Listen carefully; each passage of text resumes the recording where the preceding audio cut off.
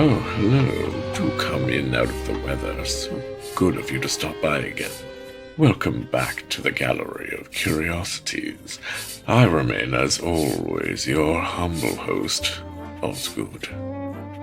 You caught me on a rather interesting day, and not simply because it's Halloween. You see, a local circle of healers had acquired an artifact which they believed to be genuine unicorn horn. So, of course, they brought it to me for an expert opinion before putting it to use. Most unicorn horns, you understand, are actually antique narwhal.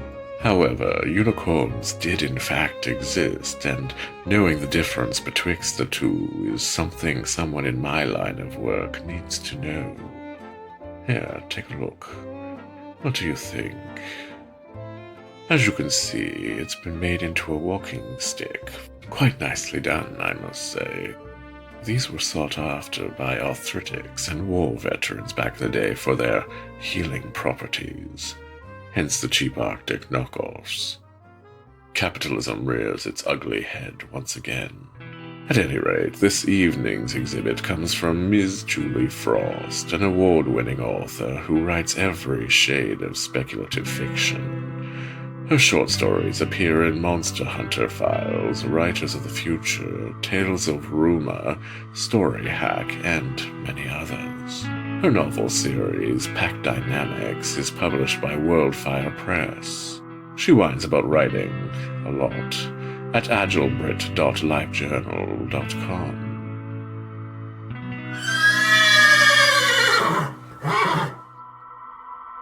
My horse squealed, reared, bucked, and pitched me headfirst onto a giant, yellow-flowered, prickly pear patch. I landed face to face with an enormous, buzzing rattlesnake and understood why my usually placid gelding had gone suddenly loco. The rattler's head was bigger than my fist. Panic drenched my pores with sweat. I scrambled desperately to escape, but the rattler struck far more quickly than any human could dodge. Its fangs sunk deep into my forearm and delivered a dose of venom that burned on contact. Tail still rattling, it pulled back and flicked its tongue before slithering off into the sage. My horse, the traitor, stampeded away before I could catch him up. I pulled the bandana from my neck with shaky fingers and used it to tourniquet my arm, a futile act of desperation. The nearest town lay days away on foot, too far to make before I succumbed to the poison in my blood. I had to try, though, didn't I? I heaved myself upright and started that way, the hammer of the midday sun beating a relentless refrain on the anvil of my back. In a short span of time, my arms swelled and turned black, the skin sloughing away to expose decaying muscle. Fiery pain radiated from the bite, racking my entire body with agony. Over the course of the day and into the next, my walk slowed to a stumble and then a crawl. I faded in and out, my awareness settling into a concentrated pinpoint of get to town. Delirious with fever, I finally collapsed in the dubious shade of a skeletonized cedar bush beside a greenish, poisoned water hole. Scattered animal bones littered the vicinity, along with the freshly expired body of my former mount, croaking vultures ripping at its swollen belly. I was incredibly thirsty, my canteen having run out after less than a day, but that water would kill me faster than a snakebite. Part of me longed for a quick death, but the rotten egg and tar stink was enough to keep me away. The soft clop of walking hooves and dirt drew near. A shadow loomed over me. At first I thought a Mustang had wandered by, but no wild bronc was this shining white, sporting a spiral horn in the middle of its forehead. Clearly, I was hallucinating. The beast blew through its lips, sniffing my face, chest, and arm, warm breath ghosting over me. It made a noise down in its throat and touched the tip of the horn to the snakebite. A pleasant tingle suffused my body, and I stared in fascination as the blackness across my skin retreated and the wound knit before my eyes, leaving smooth and unmarked flesh behind. I sat up and flexed my fingers, which moved freely for the first time since the bite. The critter tilted its head, regarding me from trusting brown eyes, and then it curled up beside me, laying its head in my lap with a contented sigh. I reached out my hand, hesitating before straightening the forelock around that lethal-looking horn and touching the long face. If this was a hallucination, it was an awfully tactile one. The pain had disappeared like mist before a morning sun, and I wondered if I was dead. But neither singing angels nor horned demons arrived to escort me to the afterlife. I was alone with this remarkable, otherworldly creature lying peacefully at my side. After a few moments, the other miseries of the situation impinged on my awareness. My mouth was dry and foul-tasting, with nothing to swallow down my equally dry throat. As if sensing my discomfort, the critter lifted its head and gracefully rose to its feet. It walked over to the waterhole, touched its horn to the surface, causing the murky water to shimmer from that point and then clear all the way to the bottom.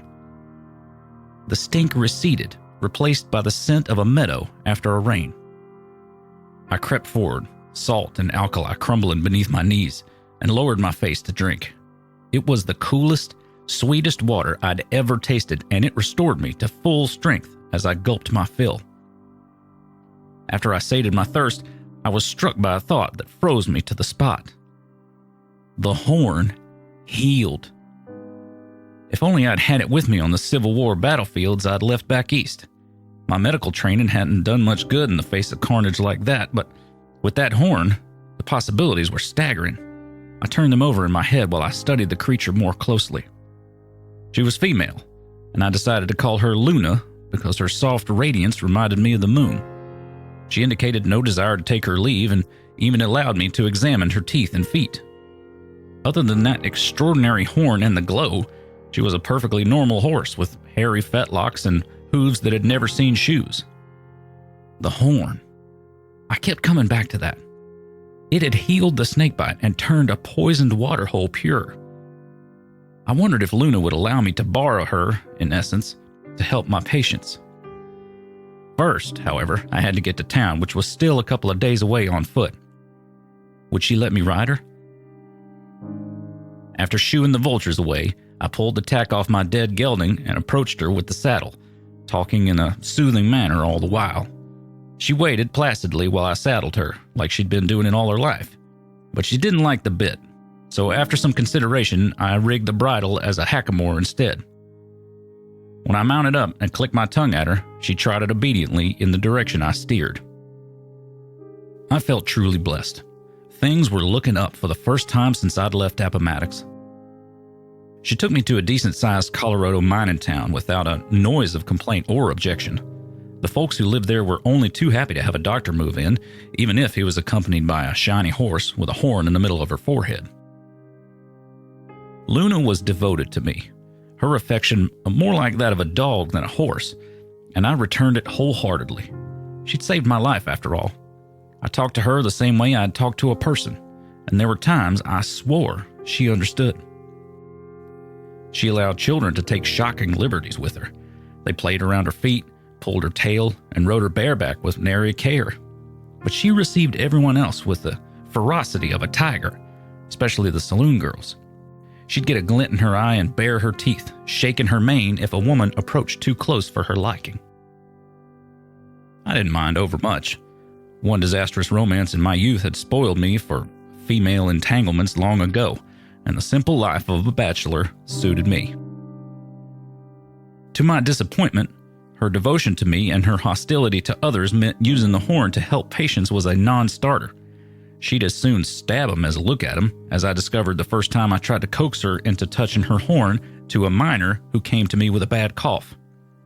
I managed to stop her killing him, but only just. He scrambled inside and slammed the door shut behind him while I calmed Luna in front of my house. Once I was sure she was all right, I went inside and gave the shaken miner my old standby cough remedy, which consisted of a mixture of molasses, honey, white wine vinegar, and laudanum. "Oh, Luna," I scolded her, exasperated, after he left. She bumped me with her nose and waffled, while I eyed the horn and wondered idly what would happen if I took it from her. That's all it was at that point, idle speculation. I didn't have to wonder if the horn would heal anyone but me. The town children came down with the usual maladies and injuries, and she allowed me to bring them to her with no fuss. They walked away healed, even from such things as broken bones or pox. It was nothing short of miraculous. And we needed a miracle, I thought a few days later, staring grimly down at Carl Ryan, who ran the dry goods store. He'd been crossing the street when an out-of-control stagecoach careened around a corner and ran him over. One of his 4 young children came running for me, out of breath and sobbing. I mounted Luna bareback and raced to the scene of the accident. Carl's wife was sickly. Her last childbirth had nearly killed her, and she'd never quite recovered. She couldn't run the store by herself if he died, nor could she take care of the kids alone. In desperation, I looked to Luna, but she shook her mane warningly at anyone who came too near her. Carl was drowning in his own blood, right in front of me. I'd seen far too many injuries like this on the battlefield. Swallowing hard, I stood up and said, "I'll be right back. Don't follow me. Luna, come." Ignoring questions and carrying my medical bag, I took her into an alleyway between the dry goods store and the saloon. I needed that horn. I'd grown up on a ranch. Dehorning cattle was a straightforward operation, so I had no reason to think that dehorning Luna would harm her. I delved into my medical kit, which included a much used and abused bone saw. I settled into a cross-legged sit, remembering how Luna had rested her head in my lap the first time. She did it again, and I stroked her calmingly, running my fingers up and down that wondrous spike.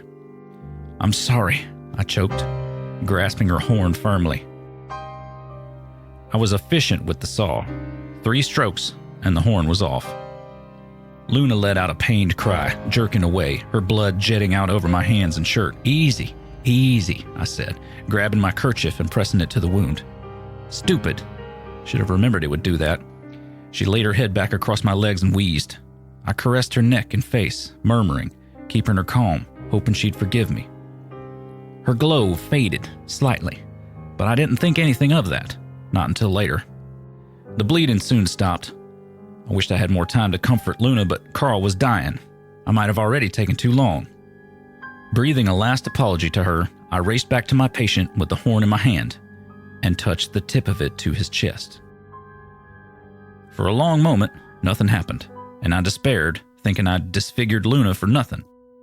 But then he inhaled, without that horrible death rasp, his broken arms and legs flexing back to normal.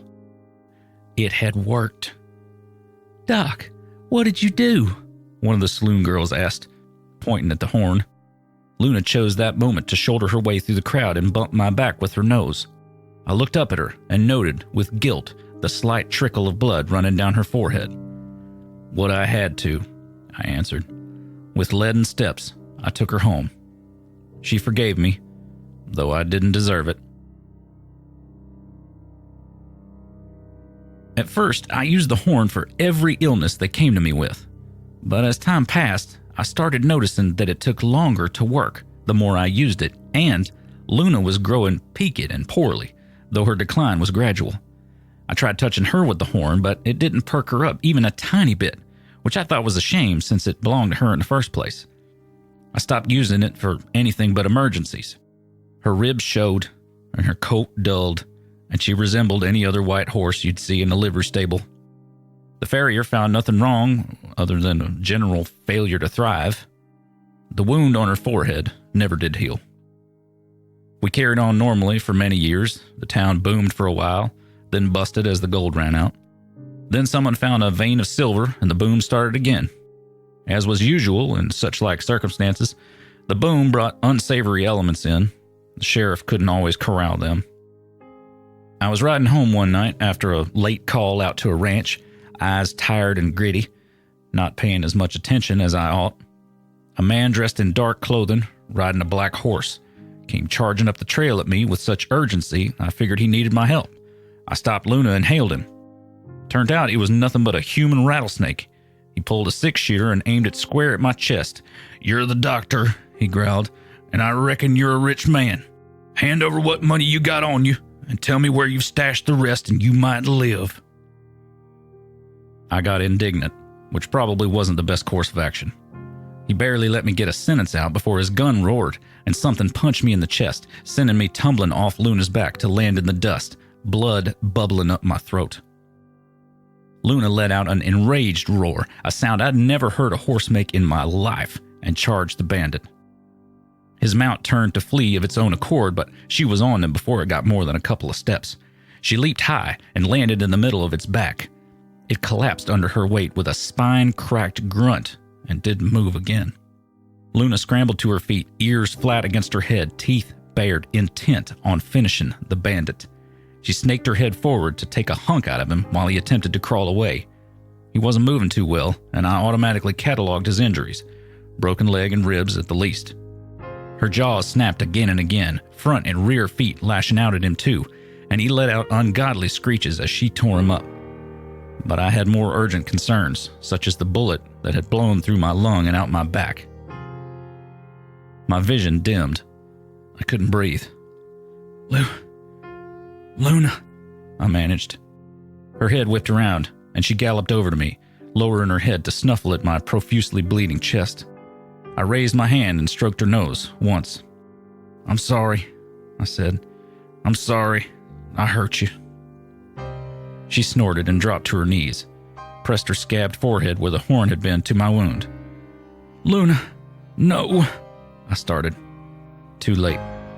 She'd healed me again, and then that faithful animal, whom I'd wronged so horribly all those years ago, crumpled the rest of the way into the ground and breathed her last.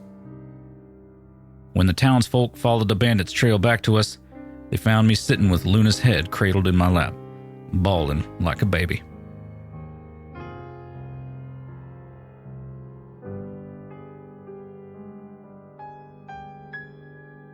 Our narrator for this evening was Mr. Jim Hodgson. If you would like to hear more of him, do look up his excellent comedy audio drama podcast, Bad Gladiator. For the glory of Rome. So, how does one find a unicorn amongst all the narwhal fakes? It's simplicity itself. You simply examine the core. You see, a unicorn is a horn, hence the name. However, a narwhal is a tooth, and therefore quite hollow. All you need do is hold it up to a very strong light, or in the case of this walking stick, twist off the head, and voila, quite hollow. This is narwhal. Good place to keep a nip of whiskey if that's your flavor. Pity. They'll be so disappointed. Mind you, I do have one or two bona fide specimens kicking around the gallery, which I could sell to them if they're interested. For a stiff premium, of course. Supply and demand and all that. At any rate, you should be on your way. This evening is Halloween, and there are pumpkins to smash.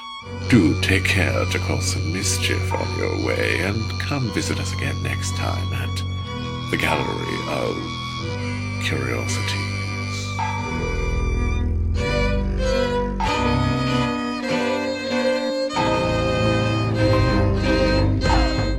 Gallery of Curiosities is produced under a Creative Commons International 4.0 non-commercial attribution, no derivatives license. All story copyrights remain with the authors. Our theme song is Ashes Ashes by Deus Ex Vapora Machina.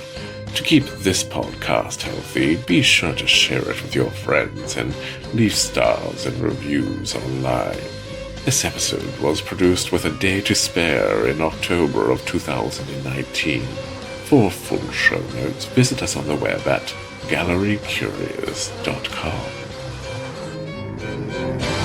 No, Andrew, I'm afraid that these razor blades will simply not do. I need double-sided. Always double-sided.